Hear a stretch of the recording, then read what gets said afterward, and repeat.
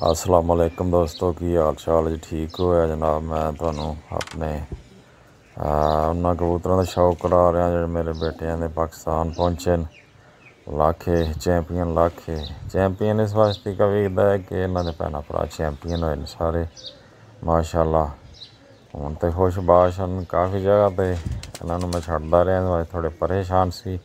हूँ आहिस्ता आहिस्ता सैट हो रहे हैं। उस्ताद अंसर अशरफ की मेहनत है जनाब, उन्होंने बड़े अच्छे मजबूत लाखे बनाए। 5 ਉਂਗਲਾਂ तो ज़्यादा इन्हों की लंबी हड्डी है, इन्हों की खड़ौत भी टेढ़ियां वाली है।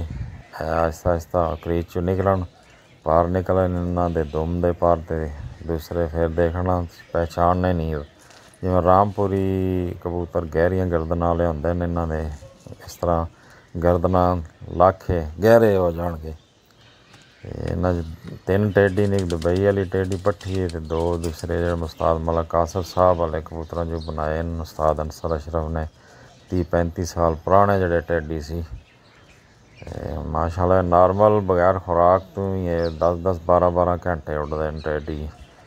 लाखियां का तो सारे पता है ना, फेसबुक पर भी देखते रहे माशाअल्लाह धुम मचाई इसी ने। बहुत बहुत शुक्रिया उस्ताद अंसर अशरफ का, उस्ताद राना लियाकत साहब का जो उन्होंने गिफ्ट दिते माशाअल्लाह।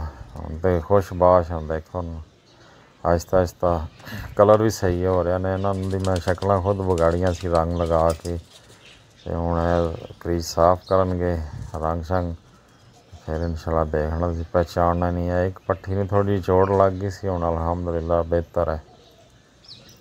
देखो माशाअल्लाह शौक करो, इंजॉय कर रहे हैं जनाब। उन्होंने धुप भी लवाई दी है, बाहर खुले फेरी दे टोई दे माशाअल्लाह, बहुत खुशबाश हैं।